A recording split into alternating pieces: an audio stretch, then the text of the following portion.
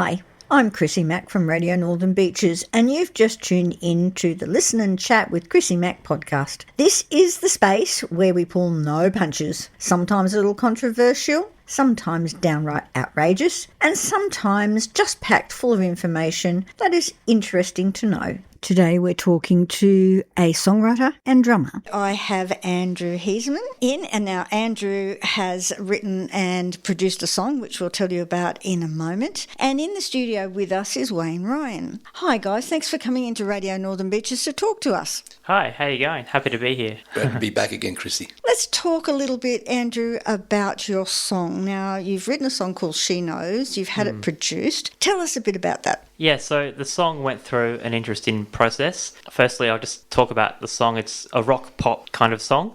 It's about a couple who the guy goes away sailing and comes back to his love or to his girlfriend. That's the lyrical kind of arc of the story of the song. And I wrote most of it in 2024. And one of my friends, well now a friend, a contact producer named Andy Sorensen, let me know he would be at the Central Coast and he was going to record an album with some of his mates from the industry. And he said, did you want to be a part of that? And we can record some of your songs. So when that opportunity came about, I was quite excited. And yeah, eventually a few months went by and it got organised and it happened. We went to Damien Gerard's studios in the Central Coast and had some top session musicians play. It was an amazing day and we got a couple of songs recorded, one of which is She Knows. And you're having that released when? It's been released this week. So I've released it a few days ago and it took some time just to go live online.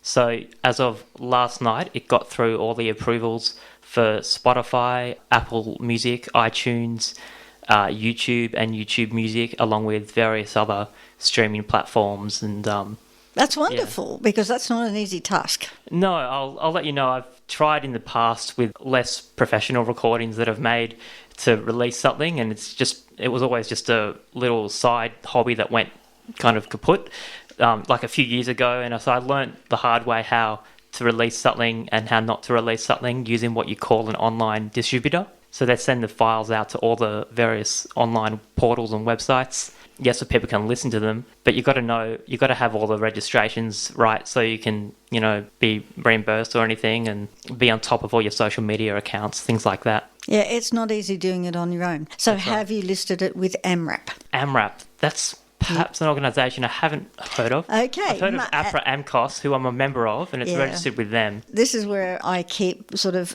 putting it out there, and for any musicians listening, AMRAP is the portal that both broadcasters on radio and new releases come into and load. So if you've got a new release, you go into AMRAP, it's free. Mm-hmm.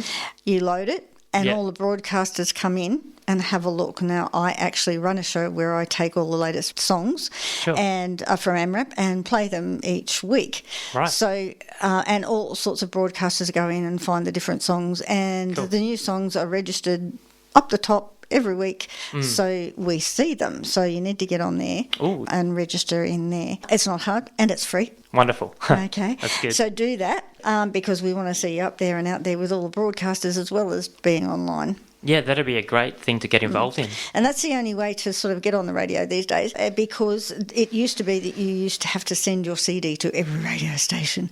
Well, you don't have to do that anymore. AMRAP does that for you in on this portal. That sounds good. Get it up there. Yep. So tell me a little bit about the process of doing this song, and we'll talk to you a little bit about your band, the band you're involved in. But first of all, tell me about the process of actually writing the song, and then how you went about emotionally getting it together and then getting to this point. Oh, okay. So I've always written songs as a hobby and then developed it into something more serious over the years. With this song in particular, She Knows, I originally came up with the first part of the chorus back in 2017, and that was the lyric, she knows that when the wind blows, I'll be sailing out to sea. And I came up with the chord progression of the chorus at that time and didn't do anything with it, couldn't think of anything to fit it with, so just left it on the side, on the shelf, so to speak. And then it was in 2024, sometime later, so it's a bit of a journey for this song. I just revisited the song and played a particular chord which just had a different vibe or tone to it, and I matched it with the chorus chords that I'd come up with previously, and I just thought, this might be something more to this. The lyrics just kind of came in that moment, matched up with the lyric I had written earlier about sailing. And yeah, all the lyrics came out on that particular day, and I just refined it in the days to come. And then I had a song. So it was an interesting time when I had taken the song from an initial idea, a small portion of music, to a whole, verse bridge, chorus bridge, set like a pop song structure. And I ended up getting in touch with my producer contact, Andy Sorensen, who's a really experienced producer in the industry, a few decades in the industry, so he's got a lot of know-how. And he'd worked on a few of my instrumentals, mixing them and helping me get them to a point that I could get them into licensing. And I let him know that I had a few songs that I would love to get recorded by a band with a vocalist. And I think at that point, he just let me know about this opportunity where he was recording his own stuff, his own music for an album on the Central Coast with some of his really experienced session mates in the industry. And I'll let you know about those session musos in a moment. But when he heard the song, he loved it. And we went through a process where I sent him an acoustic demo, which was a bit rough because it was just made in my room on my computer with various audio interfaces and technology. I sent him an idea of what I wanted the song to sound like. We weren't really sure what sound exactly, but it was something along the lines of the Foo Fighters or the Kooks. So like a hard rock sound, but a bit subdued, or Brit rock kind of sound. And so we went back and forth. He took what I made as a rough recording, added some synths, some instruments to it. We came up with a drum beat and kind of refined it that way. And then eventually he found a singer online, believe it or not, and quite a good singer. And we put the vocals down there so that when we went to the studio, the session musicians would have something to play along to. And then, we went to the studio and they came and did their job and were incredible. So I'd love to tell you about the session musicians in a moment. Please do. Yeah, definitely. Yeah, cool. Well, so on that day in Damien Gerard's studios, the guitarist was a gentleman by the name of David Holmes. He's one of the best guitarists in Australia, and he's got a lot of experience in a variety of areas. So session musician on stage with people you may have heard of, like Darlene Check from Hillsong. He's worked with Christine Arnoux, and he worked with, of course, with my contact and mate Andy. He's done a lot internationally. So Wayne can... Well, David actually has a few albums of his own, and at one stage there he was considered one of the best guitarists in the world. He went into a world guitar contest, so I'd like to know how he got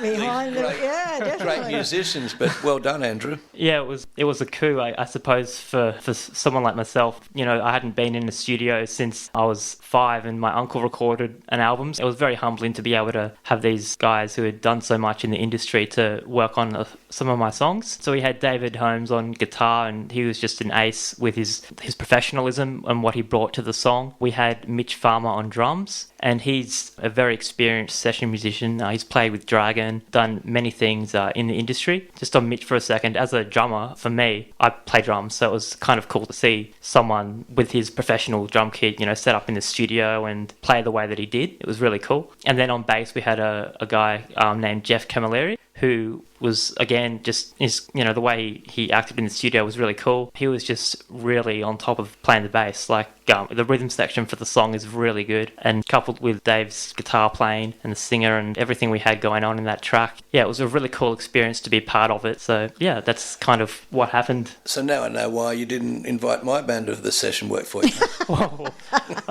Now, I don't know if anybody recognised the name, but Wayne Ryan is also from the band Project 76.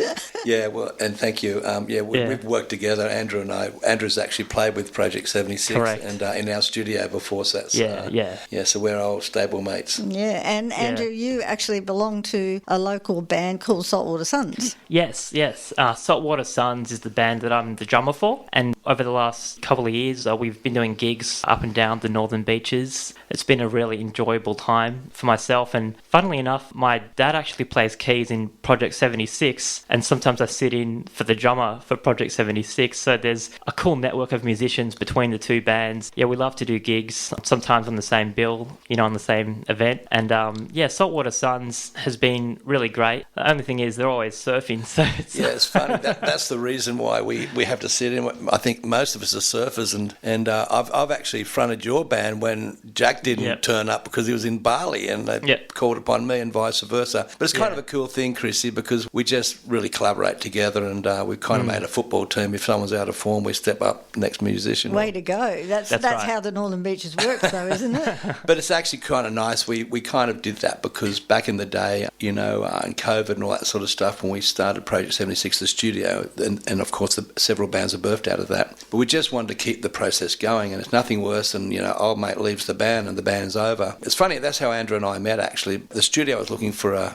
an extra keyboard player and an extra drummer. We already had keyboard players and drummers. We just like to keep the stocks high so that everyone stays honest. And we were prayerfully, Steve Hensby from Project 76 Studios and I were going, we need another drummer and another keyboard player. And shall I tell them this how we met? Yeah, go for it. Well, it's a funny one, Chrissy, because I vowed never to ever shop at Audi again, because back in the day they didn't have bags, and I know, please stop it. And Andrew was working in Audi many years back, and I had to pick up some stuff, and I was down there, and there was Woolies, Audi, and Coles all close together, and I went, Audis will do for now. I went, no, don't do it. You promised not to do that. But something kind of led to sort of Audis, and I got in the car park. I said, you can't even find the door. I walked up. It's not easy to find, is it? so I was, but just something kept compelling me to sort of go and get your goodies. And so I remember getting my half a dozen items and got to the cash register there, and there was Andrew, and I started complaining to him about bags. That's it. Yep. As you do. Yeah. I wasn't complaining. I wasn't harassing him. I was actually harassing the idea of shopping bags being paid for. I'm old school, and I'm sort of venting away. But he goes, I know you. I went, oh, you do. Oops. Yeah. And he goes, blah, blah, blah. And I went, and then he took, you're in the band, blah, whatever. I went, yeah. And so tell me about your life, mate. I just flipped on him. And then he says, I like music. And he told me about it, what you were doing. And oh, yeah. At the time, I was getting a website together called TuneTree, which is a licensing website. So I let Wayne know about that and some of my passions with music. And it was a funny conversation, I've got to tell you. Like, as he said, he was talking about bags, and then next thing we're talking about music and what we both like doing with music. And Wayne mentioned he has a studio, he has some mates who is in a band with, and I mean, things just went from there. We realised that we both had some similar contacts and friends through church and the community. So we ended up getting together for a few rehearsals, and it turned out I was a good fit, which was good. My dad came along and joined in too. Yeah, and his dad, was a keyboard player as well. So we got another keyboard player. We're in the studio with his dad, Lee. And I said, Lee, have you worked with any other bands before? He's already joined the band. We didn't even know anything about Lee. And he goes, I've worked with ABBA and I've worked with Marsha Hines. And we went, oh, okay, perhaps you're good enough for our band then. Yeah. Fair enough. Yeah, it's pretty cool. Dad's really experienced in the industry and with what he's done in the past. So it's cool to be welcomed into Project 76 and Saltwater Suns. So it's been a really good experience, a learning curve as well. So I mean, I've done music my whole life in various forms, like involvement in church or in the past some community groups, things like that, some sound events, but being a part of Saltwater Suns and Project 76 has been really good, and the last couple of years have been amazing. So credit to Wayne for getting that started and getting it off the ground, and looking forward to seeing what we can achieve in the next few months. And so Saltwater Suns is going to be trying your new song, I presume. Yes, so there are discussions underway just to put together our new set list for the next few gigs, and She Knows is on that list, and it'll be great to perform it. So if you want to hear She Knows live, we'll let you know when we've got our next gig. Obviously, we've got band members who love to surf and travel, and a few people are away at the moment, but we'll let you know when we've got our gigs lined up. So have you got a website that they can keep an eye on you? So for my website at the moment, I've currently got Instagram for my TuneTree website and tunetree.com.au. Say that again. TuneTree. As in TUNE. Yep. TuneTree. TuneTree.com.au. And the Saltwater Suns website? In the works. Okay. Do they have Facebook or Instagram? They do have Facebook, yes. under Saltwater Suns. Okay, so listeners, that's where you look for them. And keep an eye on it because you'll see what gigs are happening around Northern Beaches and also what's happening with the new release of the song. Yes. She Knows. That's right. Look, it's been great talking to you. Thank you, guys. Thank you, Chrissy. Thank you, Chrissy. I've been talking to Andrew Heasman and Wayne Ryan. Don't forget to follow, like and share. Stay safe and I'll catch you next time.